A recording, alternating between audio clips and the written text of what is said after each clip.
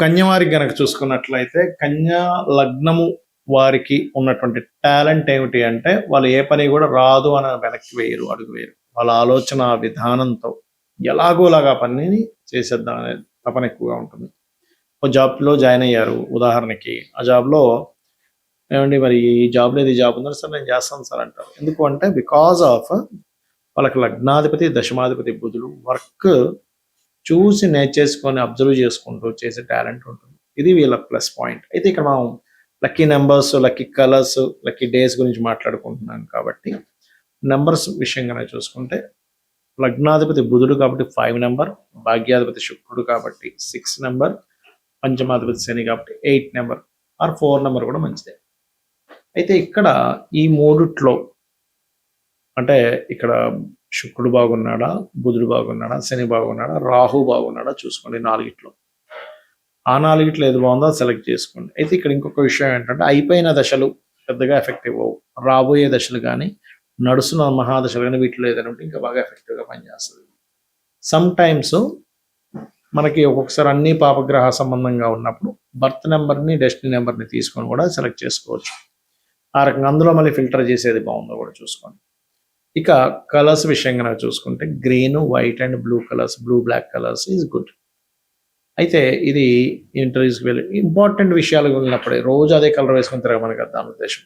Important పనులు ఏదైనా చేస్తున్నాము, ఇంటర్వ్యూకి వెళ్తున్నాము, పెళ్లి చూపులకి వెళ్తున్నాము, అప్పుడు మీరు ఈ కలర్స్ వాడచ్చు. అందులో కూడా green, white, blue or hash colours కాబట్టి వీటిలో శుక్రుడు అదేవిధంగా శని, బుధుడు ఎవరు బాగున్నారు చూసుకుని దాన్ని బట్టి సెలెక్ట్ చేసుకోవాలి. ఇంటికి వచ్చేసరికి ఇంటికి ఉత్తరంలో వైట్, తూర్పు ఆగ్నేయం, దక్షిణంలో గ్రీను, నైరుతిలో క్రీము, వెస్ట్లో వైట్ వేసుకోవచ్చు. అదేవిధంగా వెళ్ళే క్షేత్రాలు ఏ క్షేత్రాలకు వెళ్ళాలి, అమ్మవారి క్షేత్రాలకు వెళ్ళడం అన్ని విధాల ఉత్తమం. మీకు కంచి కామాక్షి అనుకోండి, లలితాంబిక అమ్మవారి క్షేత్రాలు అనుకోండి, లక్ష్మీ క్షేత్రాలు అనుకోండి, చాలా బాగా కలిసి వస్తుంది. మరియు ఆ క్షేత్రాలకు వెళ్ళి అక్కడ వెంకటేశ్వర స్వామి స్తోత్రాలు చదవడం లేదా నిత్యము కూడా వెంకటేశ్వర స్వామి యొక్క ఆరాధన చేయడం మీకు చాలా చాలా చాలా బాగా కలిసి వస్తుంది. అయితే ఎప్పుడైనా సరే క్షేత్రం 9th లార్డ్ మనం క్షేత్రంగా తీసుకున్నాం, 5th హౌస్ మంత్రంగా తీసుకుంటాం. ఇప్పుడు మీ లగ్నం నుంచి కన్యా లగ్నం నుంచి 9th హౌస్ అంటే వృషభంలో ఏదైనా గ్రహం వచ్చింది అనుకోండి, ఆ క్షేత్రానికి వెళ్తే కూడా మంచిది. పంచమంలో ఏదైనా గ్రహం వచ్చింది అనుకోండి, మీరు నిత్యం చేసేటువంటి వెంకటేశ్వర స్వామి ఆరాధనతో పాటు ఆ అధిష్టాన దేవత మంత్రం చేసుకుంటే కూడా చాలా బాగా కలిసి వస్తుంది. ఈ కలర్స్ విషయంలో కానివ్వండి, ఈ యొక్క నెంబర్స్ విషయంలో కానివ్వండి, ముందు మనం నెంబర్స్ విషయం చూసుకుంటే ఒక క్లారిటీ ఏంటంటే ఒక్కొక్కసారి ప్రతి జాతకంలోని కూడా మనం లగ్న పంచమ భాగ్యాధిపతులు శుభంగా ఉండాలని రూల్ లేదు. ప్రతిసారి అంటే అందరి జాతకాల్లో బాగుండాలని రూల్ లేదు. లగ్న పంచమ భాగ్యాధిపతులు కూడా పాడవుతుంటారు. అప్పుడు మనం ఏం చేయాలంటే డేట్ ఆఫ్ బర్త్ తీసుకొని దాన్ని 2గా విభజించాలంటే బర్త్ నెంబర్, డెస్టినీ నెంబర్. మీరు ఉదాహరణకి 1లో పుట్టారు, 30 years లోపలైతే 1కు ఉన్నటువంటి నెంబర్ ఏదైతే ఉందో దానికి ఇచ్చే ఫ్రెండ్లీ నెంబర్స్ లక్కీ నెంబర్స్గా తీసుకోవచ్చు. 30 years దాటింది, డెస్టినీ నెంబర్ అంటే డేట్ని, మంత్ని, ఇయర్ని కూడితే వచ్చినటువంటి దాన్ని డెస్టినీ నెంబర్ అంటారు. దాన్ని తీసుకోవచ్చు, ఆ రకంగా చేసుకోవచ్చు. అయితే ఇక్కడ పర్టికులర్గా ఏంటంటే ఈ రెండింటినీ కలిపి ఫిల్టర్ చేసుకోవాలి. అంటే ఏ గ్రహం బాగుంది, సరే ఇక్కడ నెంబర్ పరంగా ఇప్పుడు 1 నుంచి తీసుకున్నాం. 1కి ఎవరు ఫ్రెండ్స్ అంటే 1కి 1, 2, 3, అదేవిధంగా 5 నెంబర్ లక్కీ నెంబర్ అంటాము. అండ్ అదేవిధంగా 9 నెంబర్ లక్కీ అని చెప్తుంటాం కదా, 7 నెంబర్ లక్కీ అని చెప్తుంటాం. అయితే ఈ వీటిల్లో ఏది బెస్ట్ అట్లా చూసుకోవాలి ప్రతి నెంబర్కి కూడా. అంటే ఏ గ్రహం బాగుంది ఆస్ట్రోన్యూమరాలజికల్ పరంగా, ఈ 1 నెంబర్లో పుడితే ఏ నెంబర్ బాగుంది, 2 నెంబర్ పుడితే ఏది బాగుంది, అందులో ఆ గ్రహం ఏది బాగుందో ఫిల్టర్ చేసుకోవాలి. అది మీరు అకౌంట్ నెంబర్లకు కానీ ఫోన్ నెంబర్స్కి కానీ వాడవచ్చు. అయితే ఈ ఫోన్ నెంబర్ విషయంలో కూడా రైజింగ్ నెంబర్ ఉండడం చాలా మంచిది, పెట్టుకోండి. కార్ నెంబర్ కానీ ఫోన్ నెంబర్స్ కానీ. సమ్ టైమ్స్ మీరు అబ్జర్వ్ చేస్తే కనుక ఈ కార్ కలర్స్ విషయంలో కూడా ఇందాక మనం చెప్పుకున్నాం, మేష లగ్నానికి అయితే కుజుడు శుభుడు రెడ్ తీసుకోవచ్చు, లేదా ఆరెంజ్ తీసుకోవచ్చు, లేదా వృషభ లగ్నానికి అయితే శుక్రుడు శుభుడు అవుతాడు, అదేవిధంగా బుధుడు శుభుడు అవుతాడు, అండ్ శని శుభుడు అవుతాడు అని. అయితే ఇక్కడ ఏంటి, ఇప్పుడు వృషభ లగ్నానికే తీసుకుందాం. శని శుభుడు బికాజ్ ఆఫ్ భాగ్య అండ్ దశమాధిపతి, ఒక రకంగా కొంత బాధకుడు కూడా అవుతాడు, కానీ శుభుడు కూడా అవుతాడు.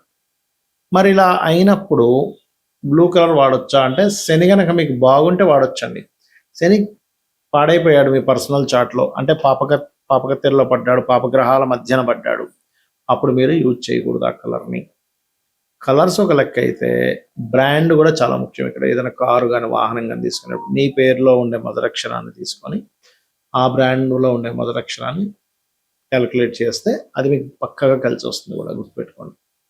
ఇక ఈ క్షేత్ర సంబంధించినటువంటి విషయాల్లో కూడా అసలు క్షేత్రానికి వెళ్ళొచ్చని చెప్తున్నారు. అసలు క్షేత్రానికి వెళ్ళి ఏం చేయాలి అక్కడ అనే విషయం గనక చూసుకున్నట్లయితే ఇక్కడ మీకు ఏ క్షేత్రం వచ్చినా ఉదాహరణకి నరసింహస్వామి క్షేత్రం వచ్చింది, లేదా సుబ్రహ్మణ్య స్వామి క్షేత్రం వచ్చింది, లేదా సూర్యాలయం వచ్చింది, లేదా వెంకటేశ్వర స్వామి ఆలయానికి క్షేత్రానికి వెళ్ళాలని వచ్చింది. మీరు అక్కడికి వెళ్ళి మీ యొక్క కర్మ తగ్గడానికి 3 రాత్రులు నిద్ర చేయండి అక్కడ. 3 రాత్రులు. కాశీ లాంటి క్షేత్రానికి వెళ్తే 7 రాత్రులు చేయాలి, 9 రాత్రులు చేయాలని చెప్తూ ఉంటారు. ఇంకా మంచిదన్నమాట. చేసి ఆ 3 రోజులు కూడా మీరు బ్రహ్మచర్యం పాటించాలి గుర్తుపెట్టుకోండి. ఆ 3 రోజులు కూడా అనుక్షణం మీకు వేరే పని పెట్టుకోకూడదు. అక్కడికి వెళ్ళి మళ్ళీ మనం లౌకిక సంబంధించినటువంటి ఇక్కడ బిజినెస్లు ఏంటి, ఇక్కడ పరిస్థితి ఏమిటి, ఇక్కడ ఎవరు ఏం చేస్తున్నారని అక్కడ నుంచి మళ్ళీ ఇక్కడ సంబంధించిన లౌకిక సంబంధించిన విషయాలు మాట్లాడుకుంటూ ఉంటే మీరు క్షేత్రానికి వెళ్ళి వేస్ట్.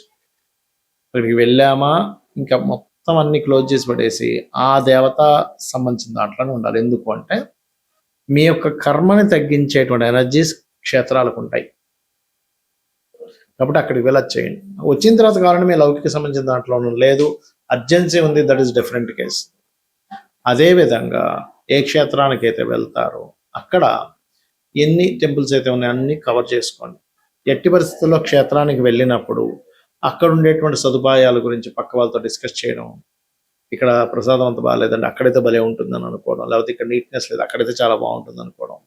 జడ్జిమెంట్లు చేయకండి దయచేసి. క్షేత్రానికి వెళ్ళి మీరు జడ్జ్ చేస్తూ కూర్చుంటే మీకు భక్తి అనేటువంటిది కనెక్ట్ అవ్వదు, భగవంతుడితో మీరు కనెక్ట్ అవ్వలేరు ఎట్టి పరిస్థితుల్లో. కాబట్టి ఇలాంటి మిస్టేక్స్ అస్సలు చేయకండి. ఎందుకంటే చాలా మంది అంటుంటారు ఏమంటే మేము కాశీకి వెళ్ళాము, కంచికామాక్షి వెళ్ళాము, తిరుపతికి వెళ్ళాము, ఏంటో మాకు పనులు అవ్వట్లేదు.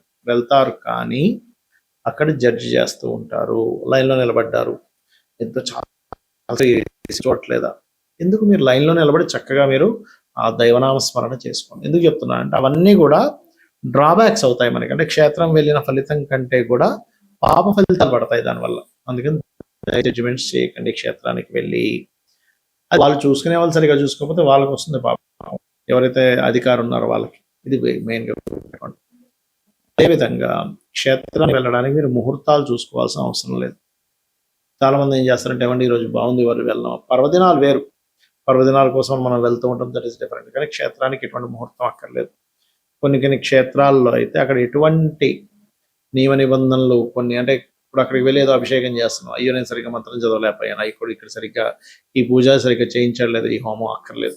క్షేత్ర మహిమ అంటేనే మీరు ఎలా చేసినా మనసు పెట్టి చేశారంటే కనెక్ట్ అయిపోతుంది. క్షేత్ర మహిమ అంటారు దాన్ని. కొంతమంది అక్కడికి వెళ్ళి అభిషేకాలు హోమాలు చేయించుకుంటూ ఉంటారు. అక్కడికి వెళ్ళినప్పుడు ఏమవుతుందంటే అక్కడ చేసేటువంటి విధానం ఎలాగైనా కానీ, మనం కొన్నిసార్లు నార్త్ సైడ్ ఉండే టెంపుల్స్కి వెళ్తుంటాం, కామాఖ్య కానీ కొన్ని ఉన్నాయి, తారాపీఠ్ ఇట్లాంటివి. వెళ్ళినప్పుడు అక్కడ ఏంటంటే వాళ్ళు ఏదో మంగళం మంగళం మంగళం ఏదో చదివేస్తారు. ఏమిట్రా ఏంటి అసలు సరిగ్గా అసలు మనం మొత్తం కాన్సెప్ట్ స్టార్ట్ చేయడమే అరగంట సేపు ఉంటుంది దాని ప్రాసెస్. దాని తర్వాత అసలు పూజ ఒక 2-3 గంటలు ఉంటుంది, మంత్రం అంతా కూడా. ఇక్కడ ఏంటి 10 నిమిషాల్లో అయిపోయింది ఏంటి అనిపిస్తూ ఉంటుంది. అసలు వీళ్ళు చేశారో లేదో సరిగ్గా, మనకి ఫలితం వస్తుందో లేదో అని భయపడుతూ ఉంటాయి. ఏమీ భయపడకండి.